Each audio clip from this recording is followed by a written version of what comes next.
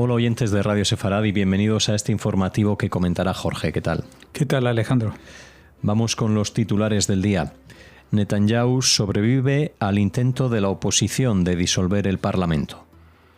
Israel dice estar listo para atacar a Irán posiblemente en cuestión de días, incluso cuando se reanudan las negociaciones nucleares. Irán promete aumentar el enriquecimiento de uranio después de que el organismo de control de la ONU descubriera que violó las salvaguardias nucleares.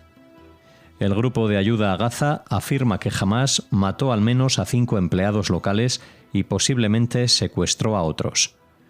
El presidente argentino Milei, de visita en la Knesset, dice que su país trasladará su embajada a Jerusalén en 2026. Estos son los temas que les invitamos a escuchar hoy aquí en el informativo de Radio Sefarad. El primer ministro de Israel, Benjamín Netanyahu, puede respirar tranquilo. El Parlamento hebreo rechazó la mañana del jueves la moción para su disolución presentada por la oposición. De haber salido adelante, la votación podría haber provocado la caída del gobierno y la convocatoria de elecciones anticipadas. Un pésimo escenario para Netanyahu, quien según los sondeos estaría lejos de la victoria. La mayoría necesaria para aprobar la moción era de 61 votos, justo el número de parlamentarios que la han rechazado frente a los 53 que la han apoyado. La sesión de votación fue larga. Empezó el día anterior y se prolongó hasta la madrugada, pese al intento de algunos de los partidos gubernamentales de posponerla para la próxima semana. Netanyahu no estaba seguro de si lograría salvar los muebles. Los dos partidos ultraortodoxos del actual gobierno de coalición, Judaísmo Unido de la Torá y Sas, habían amenazado en los últimos días con unirse a la moción. El motivo era su rechazo al nuevo proyecto de ley de reclutamiento que contempla que los judíos ultraortodoxos realicen el servicio militar obligatorio. Ambas formaciones reclaman a Netanyahu que la extensión se mantenga, a pesar de que el Tribunal Supremo israelí dictaminó el año pasado en su contra. La controversia en torno a esta exención, un privilegio existente desde la fundación del Estado israelí, pero nunca incorporado de manera formal en la legislación, no es nueva. Hace décadas que parte de la sociedad israelí exige que los ultraortodoxos puedan ser reclutados. Sin embargo, el debate se ha intensificado a raíz de la guerra de Gaza. Las bajas sufridas por el ejército y la necesidad de movilizar numerosos efectivos sobre el terreno han acentuado la oposición a una medida que se considera discriminatoria. Hoy, alrededor de 200.000 judíos gozan de la exención, lo que representa un 12% de la población del país y una cuarta parte de los hombres en edad de alistarse en el ejército. Con el fracaso de la moción, el gobierno gana tiempo para resolver sus discrepancias internas y aleja el horizonte de una convocatoria electoral perjudicial para sus intereses. Si Netanyahu consigue que su coalición aguante, los próximos comicios se celebrarían en octubre del 2026. Depende de cómo evolucione la guerra. Para entonces Netanyahu podría contar con un escenario más favorable. Sí, y algunos incluso apuntan que todo esto que ha pasado en estas últimas horas es una puesta en escena programada por el propio Netanyahu, porque una vez que se rechaza esta opción por votación en la Knesset, en el Congreso de Israel, no se puede volver a presentar otra moción de censura durante 6 meses, con lo cual, gracias a esta treta, si es así, podría haber logrado oxígeno para medio año más, para que no surja otra posibilidad de desbancarlo. No olvidemos que todo esto se venía fraguando supuestamente por la oposición de los partidos ultraortodoxos mencionados, Sas y Unidos por la Torá, que pues ellos quieren defender el status quo de la exención militar para sus seguidores. Ahora bien, era un poco extraño que llevasen esto hasta el punto de abandonar la coalición de gobierno, más en tiempos de guerra como estamos ahora, pero por una cuestión que que si hay nuevas elecciones, pues estos partidos nunca van a ser mayoritarios, suponen siempre en torno a un 15% de la población del país, 10 a 15% de la población del país vota de forma a veces con ciertas variaciones, pero a estos partidos ultraortodoxos. Entonces, ¿qué van a lograr? Que de pronto una moción de censura derribase al gobierno de Netanyahu y en su lugar viniese un gobierno con partidos que están en contra de Netanyahu ahora y que en su mayoría son los impulsores justamente de estos juicios en el Tribunal Supremo para que los ultraortodoxos vayan al ejército, con lo cual todo era bastante extraño, pero los partidos de la oposición quisieron o creyeron que esta era una oportunidad para poder desbancar a Netanyahu de la toma de decisiones sobre lo que está pasando en el país. En el país están pasando muchas cosas, aparte de las que estamos mencionando del reclutamiento de los ultraortodoxos, entre ellas, por ejemplo, esta guerra que no llega a su fin, parece nunca, a pesar de los intentos de negociaciones y treguas, pues parece que el gobierno de Netanyahu no está dispuesto a ceder ni un centímetro en su ambición de derrotar totalmente a Hamás en la Franja de Gaza, y esto es algo que muchos expertos dicen que es totalmente imposible. Uno puede llegar a desarmar casi totalmente a Hamás, pero no a erradicarlo de una población que sigue apoyándola. No sabemos en qué medida este apoyo es de corazón u obligado por las circunstancias, pero no olvidemos que los gazatíes han vivido los últimos 20 años siempre bajo la sombra de Hamás y no tienen una dirección alternativa dentro del mundo palestino. Por ejemplo, el de la Autoridad Palestina de Abbas no es tampoco ejemplo de algo que sea muy atractivo para los palestinos. Por el contrario, son muchos los que en Cisjordania, que sí se encuentra bajo control de la Autoridad Palestina y de Abbas, pues son los que últimamente se están sumando a las tesis de Hamás. Así que como ideología es imposible de erradicar, y algunas fuerzas en Israel, fuerzas políticas que están en la oposición, dicen que dado que esto es así, lo que hay que negociar es una salida lo más rápida posible, la liberación de los rehenes y cerrar este capítulo también en falso, como ha pasado con otras tantas guerras de Israel. Los funcionarios estadounidenses creen que Israel está listo para llevar a cabo un ataque contra Irán y podría lanzar una acción militar contra las instalaciones nucleares de Irán en los próximos días, incluso cuando las conversaciones de alto nivel destinadas a un acuerdo diplomático sobre la actividad nuclear de Teherán siguen en marcha para el domingo. Estas informaciones por parte de las cadenas estadounidenses NBC y CBS de que Israel se encaminaba hacia un ataque militar llegaron horas después de que Estados Unidos anunciara que evacuaría a parte del personal de la región en medio de temores de que Irán pudiera atacarlos en represalia. Las medidas se produjeron después de que el presidente estadounidense Donald Trump indicara que ya no tenía tanta confianza como antes en que su administración pudiera llegar a un acuerdo con Irán, después de que las negociaciones parecieron estancarse por la insistencia de Teherán en que se le permitiera mantener un enriquecimiento de uranio de bajo nivel. Bueno, en la próxima noticia seguiremos hablando del enriquecimiento de uranio de Irán, pero aquí se ha hecho una especie de alarma general, ha cundido cierta alarma por estos análisis de las cadenas NBC y CBS, que no son las cadenas afines a Trump. En Estados Unidos la cadena de televisión más cercana al presidente es la Fox, y la Fox no se ha sumado a este dato, y yo creo que es una noticia que se ha hecho circular aposta desde los círculos cercanos al presidente americano para azuzar a los negociadores iraníes para llevar a cabo finalmente algún tipo de acuerdo. No olvidemos que Trump lleva ya 5 meses en el gobierno, que había prometido que en 2 semanas acababa con la guerra de Ucrania y con la guerra de Israel, y no ha acabado con ninguna de ellas. Tampoco ha logrado avances en otros frentes como la expulsión de los mexicanos y de otros ciudadanos que estén de forma ilegal, y necesita apuntarse algún tanto porque su popularidad va disminuyendo mucho.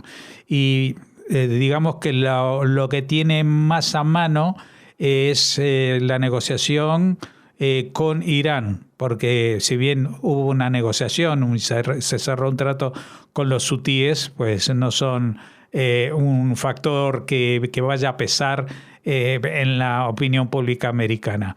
Pero bueno, a ver qué pasará con Irán. Yo creo que, aunque Israel es cierto que tiene previsto y organizado un ataque a gran escala contra las instalaciones nucleares iraníes, no de ahora, no solamente desde que está Trump, sino que las tenían cuando estaba Biden, que trató de impedirlo y lo impidió de todas las maneras posibles, aunque hubo ciertos ataques a territorio iraní, nunca fueron contra instalaciones nucleares. Ahora se está hablando de otra cosa y es como que Trump trata de decirles o señalarle a los iraníes que esta es la última oportunidad para llegar a un acuerdo por las buenas, si no la cosa se va a poner un poco más complicada. El Organismo Internacional de Energía Atómica aprobó el jueves una resolución que declara que Irán no cumple con sus obligaciones de salvaguardias nucleares, aumentando aún más la presión sobre la República Islámica por su controvertido programa en medio de tensas negociaciones con Estados Unidos y preocupaciones de que Israel pueda atacar sus instalaciones. Irán reaccionó de inmediato, afirmando que establecerá una nueva instalación de enriquecimiento y aumentará el enriquecimiento de uranio tras la votación en contra. El anuncio indicó que la instalación estará en un lugar seguro y que también se están planeando otras medidas. El organismo de control nuclear de la ONU aprobó la resolución en su reunión de la Junta de Gobernadores en Viena, la primera censura de este tipo contra Irán en 2 décadas. Los numerosos incumplimientos por parte de Irán de sus obligaciones desde 2019 de brindar al organismo cooperación plena y oportuna con respecto al material nuclear no declarado y actividades en múltiples lugares no declarados en Irán constituyen un incumplimiento de sus obligaciones en virtud de su acuerdo de salvaguardias, afirma la resolución. 19 países de la Junta Directiva del Organismo Internacional de Energía Atómica, que representa a las naciones miembro del organismo, votaron a favor de la resolución, según diplomáticos que hablaron bajo condición de anonimato para describir el resultado de la votación a puerta cerrada. 3 países se opusieron, Rusia, China y Burkina Faso. Hubo 11 abstenciones y 2 que no votaron. La medida seguramente dará un impulso adicional a los esfuerzos de los países europeos para restablecer las sanciones del Consejo de Seguridad de las Naciones Unidas contra Irán este año. Los funcionarios occidentales sospechan que los rastros de uranio podrían proporcionar evidencia de que Irán tuvo un programa secreto de armas nucleares hasta 2003. En virtud de las llamadas obligaciones de salvaguardias, que forman parte del Tratado de No Proliferación Nuclear, Irán está legalmente obligado a declarar todos los materiales y actividades nucleares y a permitir que los inspectores del OIEA verifiquen que ninguno de ellos se desvíe de usos pacíficos. Los líderes de Irán, que han jurado destruir a Israel, han negado públicamente que busquen armas nucleares, pero han acumulado uranio enriquecido al 60%, muy por encima de lo necesario para usos civiles y a un paso del grado armamentístico. Bueno, que yo no sea un experto en armas nucleares, que sepan que cuando se habla de uranio para uso civil, se habla de un enriquecimiento por debajo del 4%. Y aquí estamos diciendo de que Irán le sobra uranio al 60%. Y de ahí es mucho más fácil trepar al 90%, que es lo que lo convierte en armamento atómico. Esto sumado al desarrollo de misiles de largo alcance, etcétera, etcétera. Pero vamos a ver, el tema es que el Organismo Internacional de Energía Atómica dice que desde hace en 20 años nunca han tenido la oportunidad de revisar realmente lo que está haciendo Irán.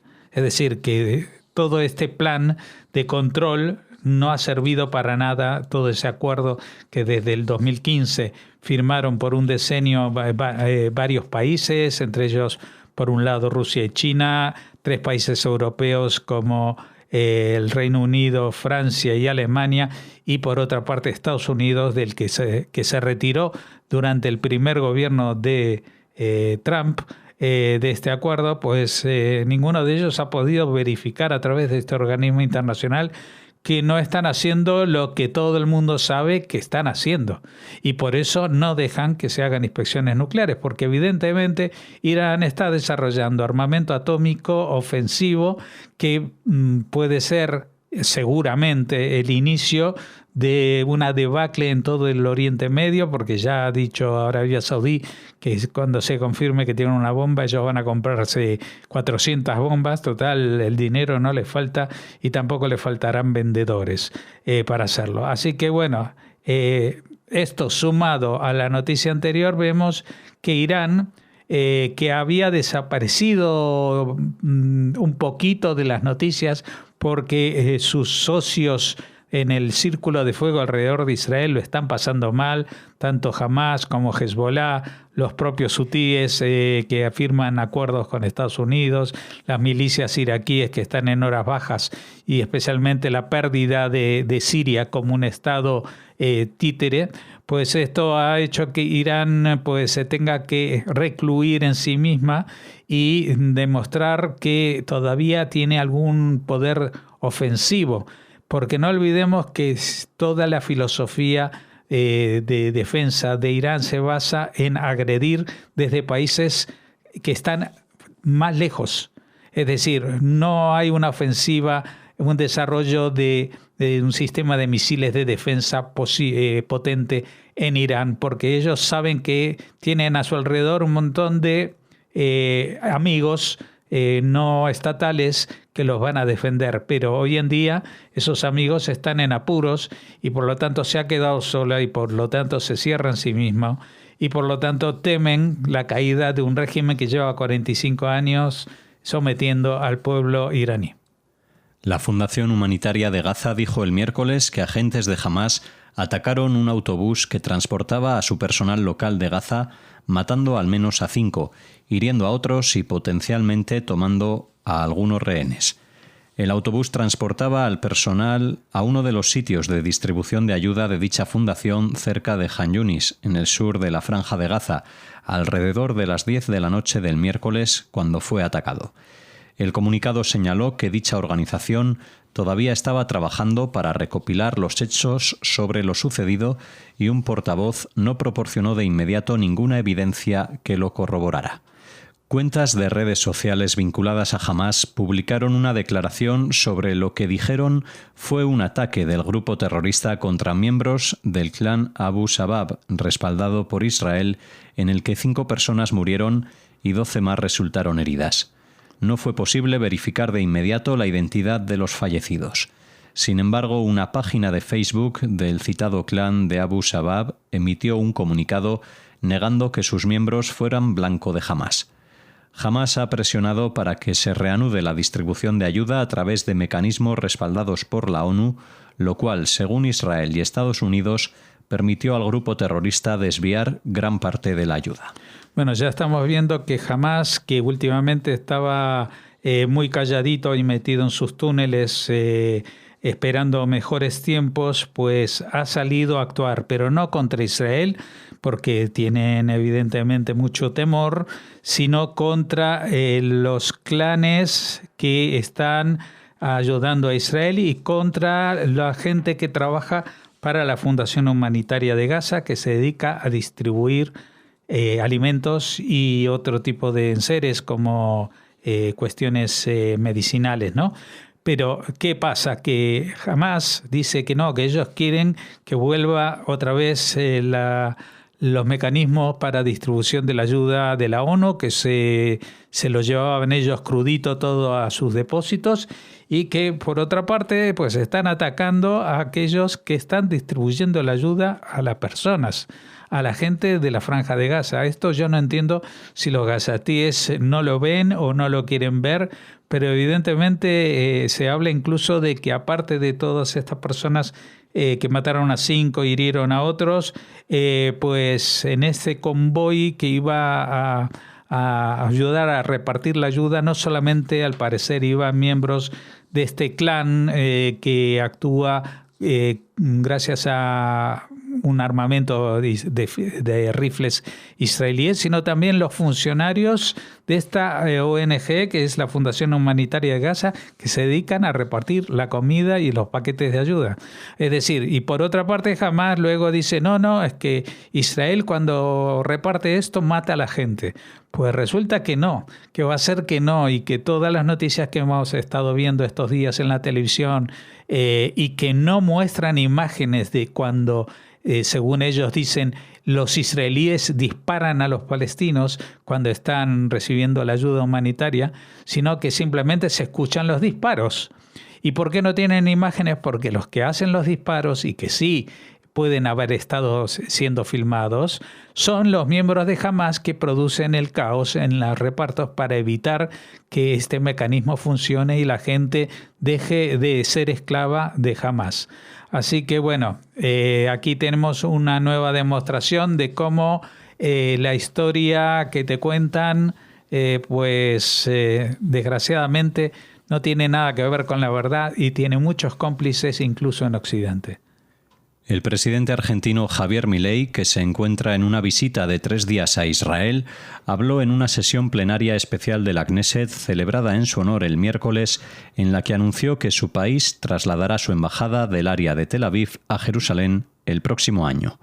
Fue recibido cálidamente en dicho congreso por el primer ministro Benjamín Netanyahu, el presidente de la institución Amir Ohana y el líder de la oposición Yair Lapid, quienes elogiaron efusivamente los cálidos lazos que se han desarrollado entre Israel y Argentina bajo su liderazgo. Milei, quien anunció por primera vez su intención de trasladar la embajada durante su primera visita de Estado a Israel en febrero de 2024, anunció en el Pleno de la Knesset que en 2026 haremos efectivo el traslado de nuestra embajada a la ciudad de Jerusalén Oeste. La embajada está ubicada actualmente en Herzliya, a las afueras de Tel Aviv. Milei inició sus comentarios con una nota sombría, refiriéndose al ataque terrorista liderado por Hamás el 7 de octubre de 2023 en el sur de Israel, en el que murieron unas 1.200 personas y 251 fueron tomadas como rehenes, y a la consiguiente guerra en la Franja de Gaza, ahora en su 21º mes. Argentina los acompaña en estos días difíciles, dijo a los miembros de la Knesset. Lamentablemente, no se puede decir lo mismo de gran parte de la comunidad internacional, que está siendo manipulada por terroristas y convirtiendo a las víctimas en perpetradores. El líder argentino de visita dijo que Buenos Aires seguirá exigiendo la liberación de los rehenes, incluidos los 4 que tienen ciudadanía argentina.